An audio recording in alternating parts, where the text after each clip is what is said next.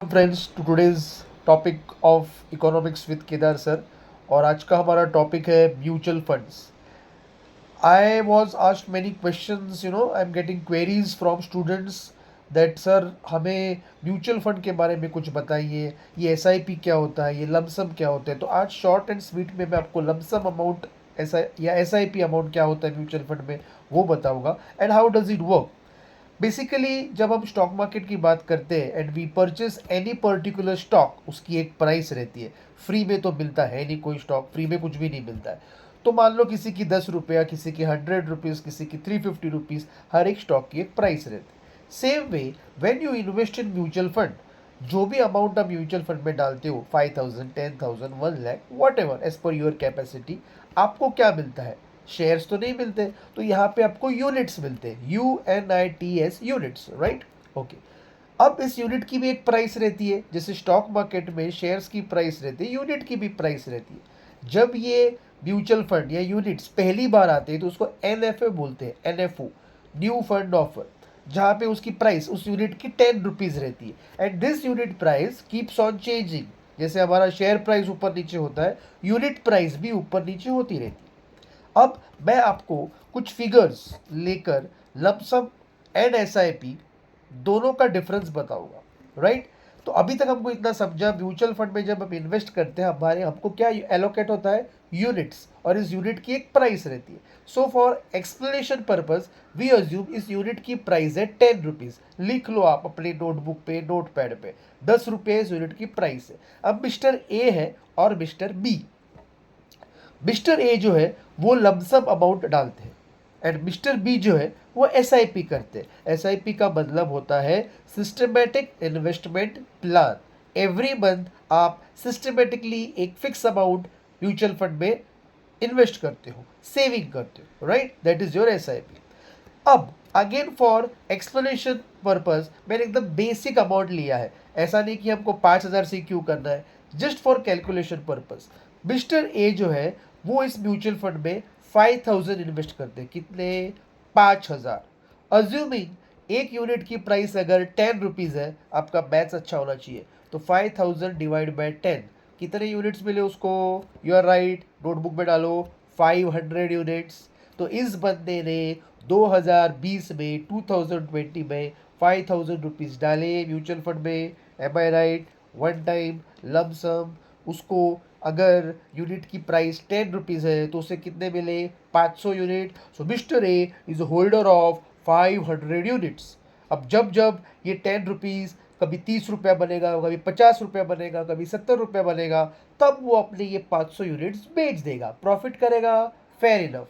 और ये होता भी, प्रॉफिट करता है, रिटर्न्स भी अच्छे मिलते हैं। अब जाते हैं मिस्टर बी के पास।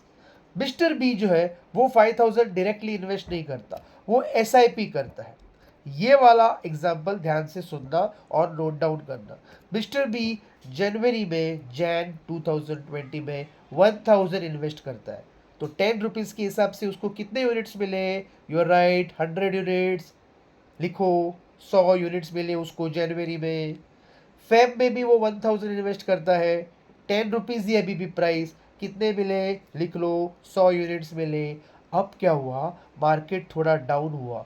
मार्केट डाउन हुआ तो भाई म्यूचुअल फंड कोई भगवान थोड़ी है, म्यूचुअल फंड की भी यूनिट की प्राइस में गिरावट आई, इट फेल डाउन।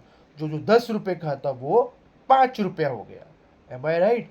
5 रुपीज़ हो गया। अब 5 रुपीज़ हो गया, इस भाई साहब ने मार्च, हम लोग मार्च में आ गए, मार्च में वापस 1,000 डाले, लेकिन अभी उस यूनिट की प्राइस 5 रुपीज़ है।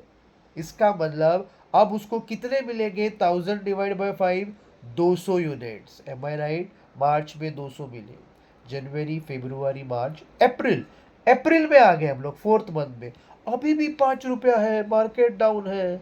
अगेन 1,000 डिवाइड बाई 5, कितने मिले? 200 यूनिट्स, राइट।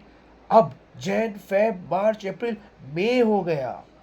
मई में क्या हो गया? प्राइस और नीचे आया, वो जो 5 रुपीज़ था वो 2 रुपीज़ पे आ गया उस यूनिट का प्राइस। वापस मई में 1,000 रुपये मिस्टर बी ने डाल दिए। अब 1,000 डिवाइड बाई 2 कितने होते हैं? 500।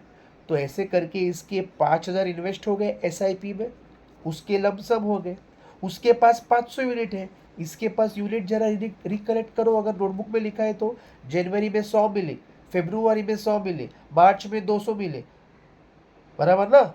जनवरी, फरवरी, मार्च, अप्रैल, अप्रैल में 200 मिले और मई में तो 500 मिल गया। So 100 100 200, 200 plus 200 400 plus 200 600, 600 plus 500 1100। Am I right? Check कर लो, क्रॉस चेक। मिस्टर बी को 5,000 में as of now after 1 year उसके पास 1100 यूनिट्स है और मिस्टर बी के पास अभी भी 500 यूनिट है।